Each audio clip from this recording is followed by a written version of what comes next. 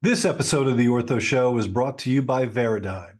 Some healthcare technology companies deliver clinical data for biopharma and health plans. Some help turn that data into insights. Others serve healthcare providers directly by providing point-of-care clinical software.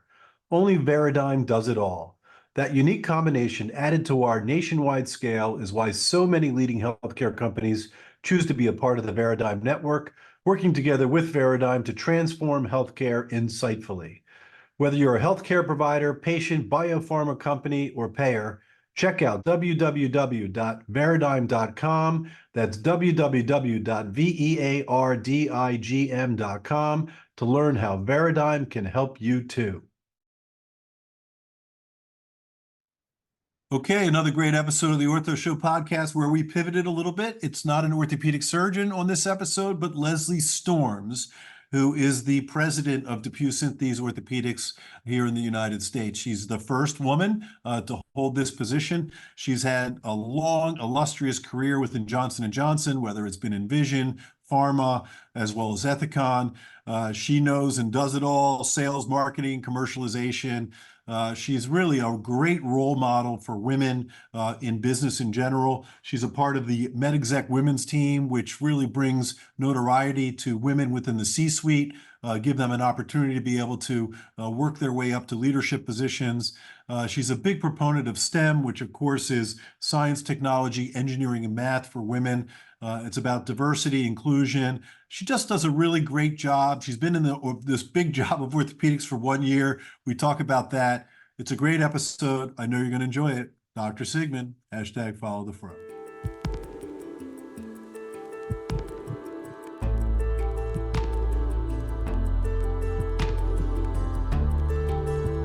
From Medical Media, this is The Ortho Show.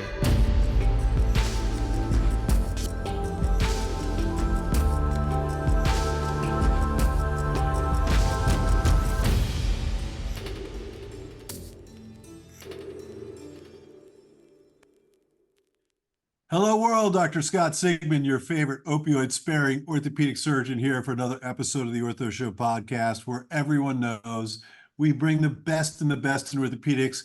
We're going to pivot slightly today. We're staying within orthopedics, but it's not going to be an orthopedic surgeon. We have an amazing person on the planet, and that is Leslie Storms, who is the U.S. president for DePuy Synthes. So for my mother out there and other people, that is the orthopedic arm of Johnson & Johnson. And she is the president of DePuy Synthes here in the United States. Leslie, what a pleasure it is to have you on the show. My honor. Thank you so much for the invite. No, it's my pleasure. So we've got to know each other now. You've been in this job for about a year, I believe. And so we've had an opportunity to hang with society meetings and other things, and really appreciate all that you're doing for the field of orthopedics. But we always start at the beginning. Now, I think a little birdie told me maybe you're from Delaware, if I'm not mistaken, or am I got that wrong? Where are you from? Close, very close. Delaware County in Pennsylvania, which is a mile from the Delaware line, is where I grew up, actually. Okay, so you know the Francis Scott Key Bridge then too. That's a pretty terrible thing going on. I was sailing under that my entire youth as I was living in Baltimore. But we always start sort of in the beginning. Nobody wakes up one day and says, I'm going to be the president of an orthopedic medical device company. So what were you thinking back early on? What was your plans? What were your goals and aspirations as a young woman? Yeah, as I think about myself in high school, nothing could have been farther from where I ended up. I think probably 10th, 11th grade, I wanted to be a physical therapist. Growing up, as an athlete, I think that's a natural thought, is you want to help people recover. But probably closer to my senior year, I said, I think I want to be a broadcast journalist. And I switched. I had been taking journalism courses, was editor of my high school paper, and always had an aptitude there. And I went to school for mass communications and journalism. And, I didn't land, in the primo spot that you're in right now, but hey, there's time. No, it's all good. So it's interesting. So you're the second Ortho Show alumni to go to St. Bonaventure. I don't know. Do you know that Bob Arciero is a graduate of St. Bonaventure, who is from UConn, one of the iconic sports medicine guys? You got to talk to him next time you run into him. I did not know that. Yeah, his father was, I think, military, and so he was ROTC there, which had a big presence. And then Bob went on to be the team doctor for the U.S. Military Academy in West Point. But so yeah, so we know St. Bonaventure. So you start there, you're getting your journalism degree, and then is it pretty obvious that you're going to transition out of that? Did you work in journalism for a period of time? I did internships all through college, and I did my final internship in Philly at one of the, top stations there. Had a great summer, but realized, you know what, I just don't think this is for me. I don't think this is the industry I want to be in. And I came out of college and did sales, and very quickly then went into public relations and marketing. And I did that in some, small markets for almost a decade. Went back to school while I was working, got my MBA. And it was when I left, finished my MBA, I went into healthcare. I landed a job just by chance at Lilly and started in sales there. And ever since then, it was healthcare, life sciences, and eventually, luckily landed at J&J. Yeah, no, not that there's any competition, but I do want to let you know that I've been consulting for J&J for over 20 years. So I know that you've been there for a long time. And one of the things I want to talk about is J&J, because I really am so incredibly fond of the credo and the camaraderie and just and the business practice and how people think about how important it is as a missionary level, not necessarily just a mercenary business. But where'd you start in J&J? So I came into a little known company that was really a chemical company within the pharmaceutical sector. So I spent about 5.5 years there, and I was selling chemicals, so drums of active ingredients, to other pharmaceutical companies. So it's a business that we've since divested. But I tell people I spent my first 5.5 years in J&J, but I never even knew I was in J&J. We were so far removed from the mothership and the core part of the business, which is why I was kind of pulled out of that business to be known within broader J&J and to see what else I could do do for the good of the business and for the good of the team. So luckily, somebody saw something in me in that little business and pulled me into traditional Janssen, traditional marketing, and I led our central nervous system business from a marketing perspective in the U.S. for several years. And then it was J&J Vision after that. Was the transition? That's right.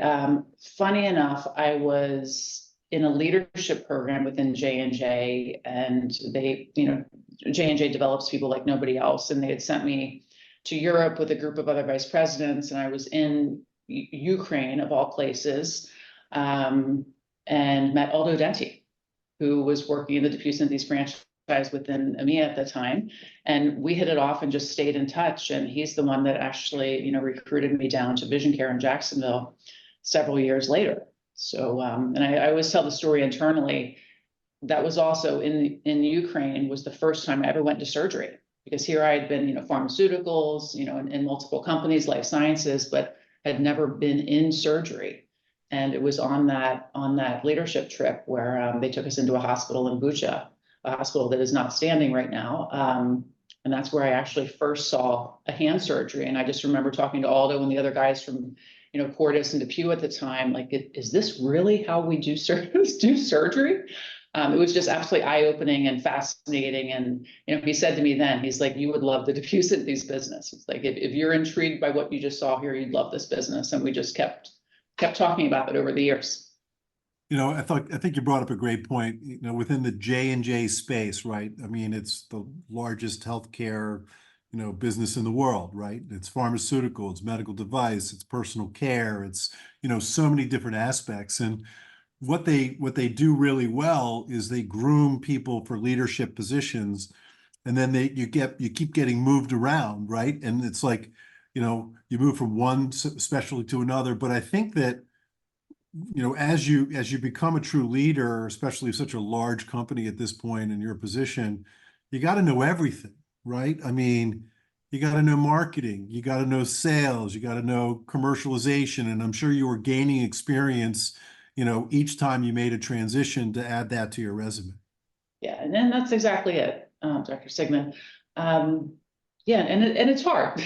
It's a lot of learning and it's a lot of pivoting, but I think the philosophy is the more experiences you have in different businesses, different business situations, different life cycles of business, the higher you move, I'd like to say nothing really surprises you anymore.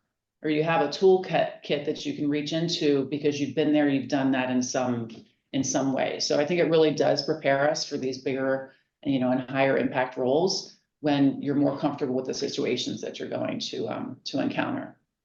Yeah, so from Vision, you went to Ethicon, and again, for our listeners, Ethicon is sort of the closure business, is sort of what, wound care and things like that. And so that was also a very big job within the Johnson and Johnson world. And you were there for how many years were you at Ethicon?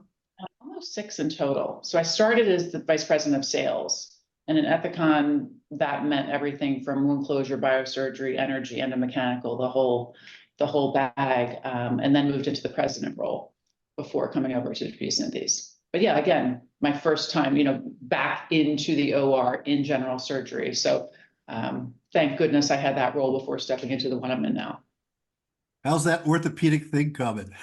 I mean, you've only been doing it for a year. I mean, you bring the broad spectrum of everything, but the business model itself has got to be unique and different. It is. Every day I just, pause because there's something surprising. You can be in vision, you can be in the general surgery business, but this is different.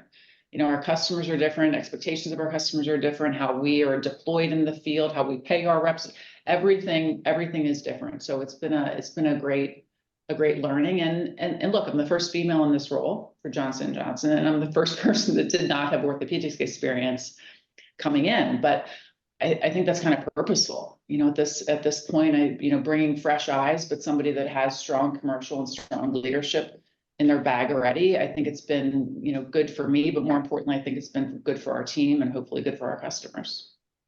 Yeah, no, I think it is really fascinating to come in from a different perspective. And, at the end of the day, whether it's, lenses for your eyeballs, or whether it's a zip line for a wound, or whether it's a rotator cuff anchor, understanding, the process of business, I think is what makes you, successful.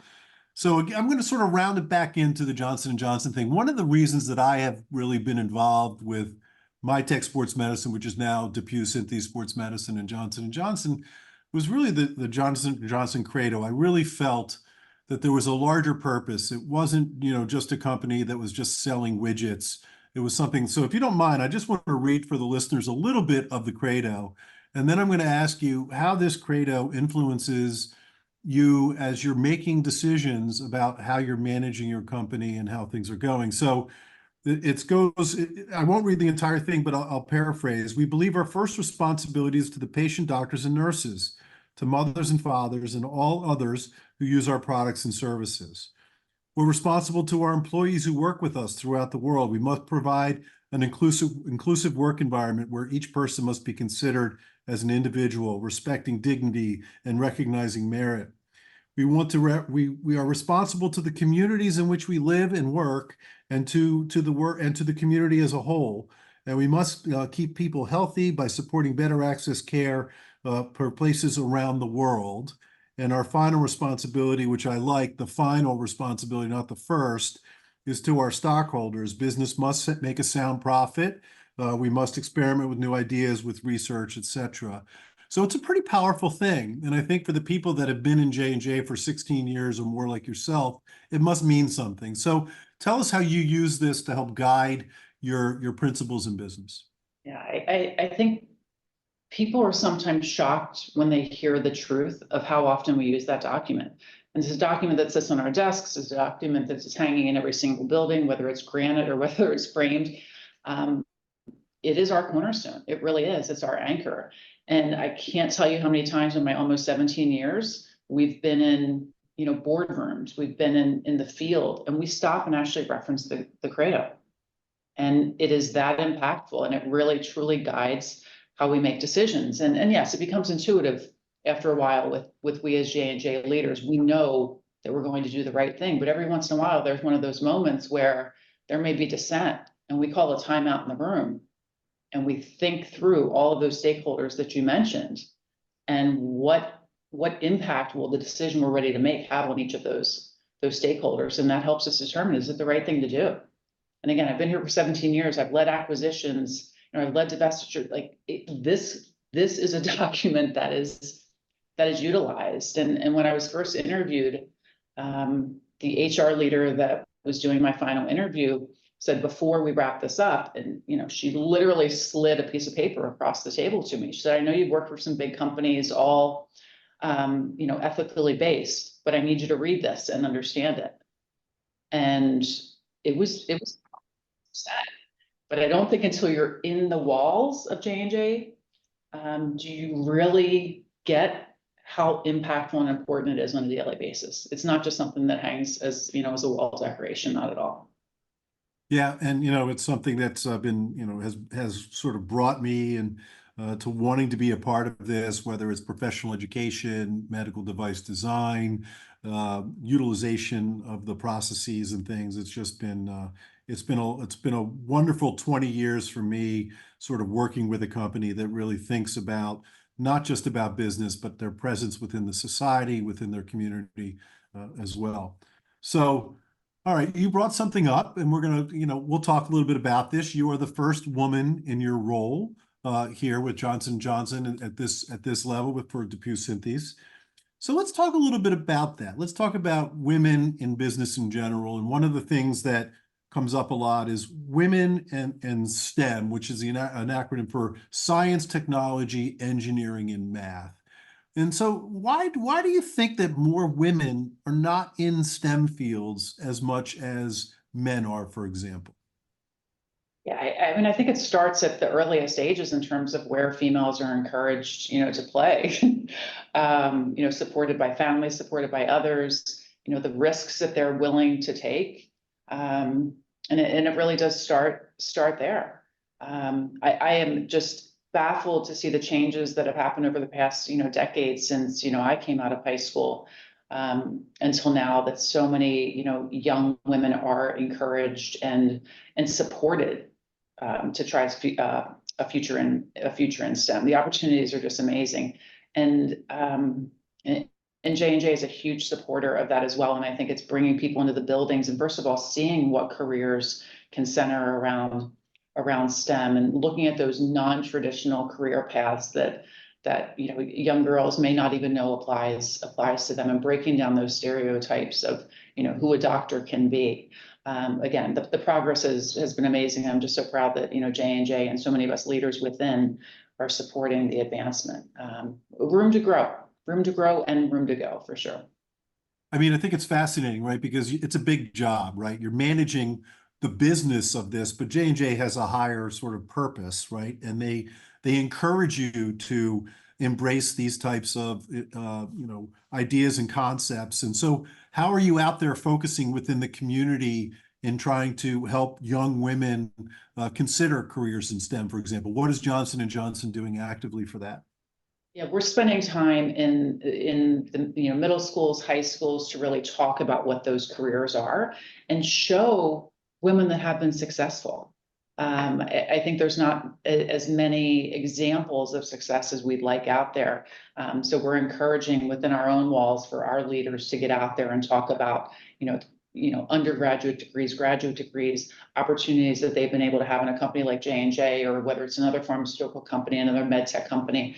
I think showing through example is huge for us. And it's also, again, opening up our doors, bringing people into labs, having those discussions as to what a career can look like. And whether it's, a lab, in a lab as a technician, whether it's, in medical affairs, or whether it's medical device, sales consultant, it runs the gamut. But I think it's also exposure to what those roles are. We spend an inordinate amount of time providing those opportunities and education to young girls.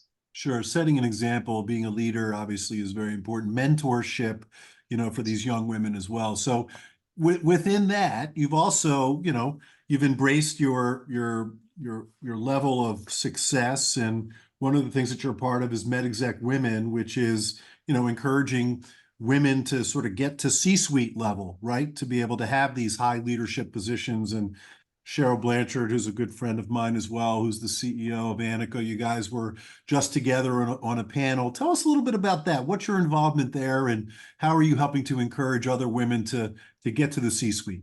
Yeah, and I have to give Cheryl a quick shout out. We're also fellow alums of Alfred University. She for her undergrad, myself I for my did not know that. Thank MBA. you.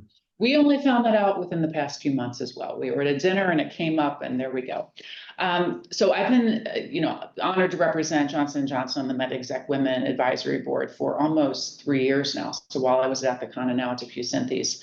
And it really is, as you said, there's a lot of organizations that help women early in career, or also focus heavy often on the pharmaceutical side versus the med tech, med device side. But MedExecWomen was really created, as you said, to help women get to that next level. And who are those mentors? Who are those ones that can talk about how we got there, what those struggles were, what those barriers were, and really form, networks to have people pull you through. And the annual meeting of MedExecWomen, which was just held, as you mentioned, has grown tremendously, and it's great to see the networking happening and the connections being made for whether it's, business opportunities, whether it's sitting on boards, whether it's somebody's next opportunity.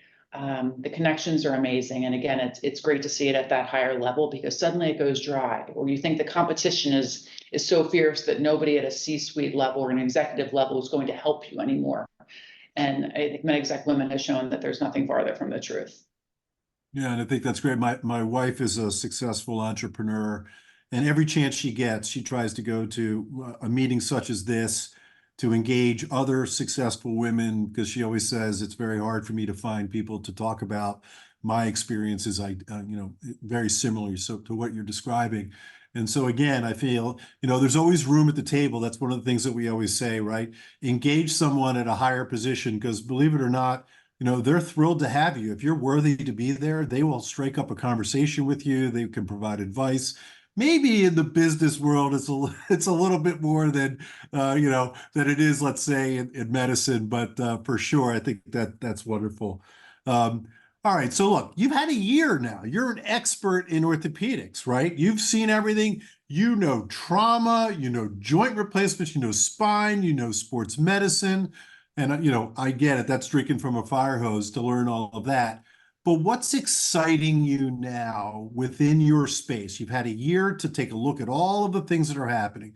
When you wake up in the morning right now, what really excites you in technology or something new within your space right now? Yeah, I have to say the first thing that excites me about this business, and what excited me when I started, is everything you just mentioned. You rattled off sports and trauma and CMF and everything we have within DePuy Synthes. I think that's the untapped opportunity. So, me coming in with fresh eyes, I think that's something that I recognize in terms of how we can work differently to really unlock something special. So that's the first thing. I think the other, coming out of general surgery, is the advancements in all things digital here, and, robotically assisted surgeries. Like, this is the real deal in orthopedics, and just, our technology, on the Velis platform. I'm amazed. I was amazed the first day I came, and I remain amazed. And it's, with all of the med tech companies, like, there are significant advancements for us to help surgeons, be more efficient and deliver, excellent outcomes.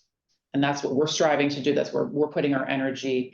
And just the percentage of surgeries that are now assisted in that way, it's only going one way. So I'm just amazed at how good the tech is, and the commitment to make it even better. Yeah, it's taken a while. In orthopedics, we got stuck in a rut there for about 10 to 15 years. But really, in the last 5 years, things are really blowing up. And one of the hot topics, obviously, is artificial intelligence. Where do you see AI falling into DePuy Synthes and their ability to help doctors care for their patients, whether it maybe be in the office, but also perhaps in the operating room as well? Yeah, it's all over. I mean, we're all starting to use it in the office in terms of, ways to be more efficient and take work, tedious work off of your plate, your staff's plate. So those, system changes are happening all around us. And I think for, surgery itself, like I mentioned, with, our digital explosion that's happening and everything we're trying to keep up with, and and introduce. It's about helping you be more predictive. The data out there is, in astronomical volumes, and how do we capture that in ways to help, you be smarter, help fellow surgeons be smarter about the decisions that you have to make. And some of them, can be routine if we harness the data in the right way. So I think it's not just, Johnson & Johnson, DePuy Synthes, it's all of us trying to figure out how we harness it in the appropriate way to help with decision making. So it's a lot, but it's wildly exciting. I love it. So we're coming to a close, and I always like to sort of provide some advice and counsel to some of the people that may be, especially thinking very fondly of you and your career. So for the young women out there that are considering, coming into a field such as this, what advice would you give them early on in the process of trying to figure out what your path would be? I think it's, coming into med tech, it's going to be fearless. I mean, there is the opportunity for young women, for females in med tech is crazy. And it is very unfortunate when I look at my own team, when I walk around society meetings, we are in the small minority, and we've got to change that. And, I make it a point to talk to every single new hire that comes into our organization across all the businesses. I address all of our foundations classes. I see these few, eager females in the audience, and, they ask me questions about, how do I act in the OR? I'm going to be the only female. Like, why would a, reputable surgeon who's practiced for decades listen to me? And I think you got to jump in with both feet, because you've got something to offer, and don't let anybody tell you otherwise. And take that yes, I can attitude, learn all you can, and be somebody that will benefit your customer and bring value to them every single day. I don't care, what gender, what race, it doesn't matter. We're here to add value, and nobody should worry about the gender or race. And I think too many people do pause and think they're not, worthy to be in that room. Hell no. And that's what I tell all of our new hires. I think that's wonderful advice. It's a brave new world. Yep. Anything is possible. You just have to set your mind to it. And the world is much more inclusive at this point now. And so take advantage of the opportunities. Find great mentors like Leslie Storms. I'm sure you're available to chat and talk with people that want to have, conversations with you. Leslie, look, it has been a pleasure having you on. We wanted to share your unique story as the first woman president of DePuy Synthes Orthopedics here in the United States. I am convinced that it is just a small stop on the way for you in your J&J career.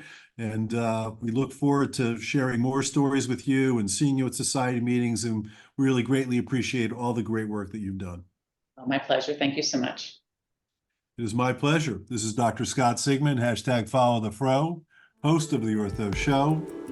Till next time.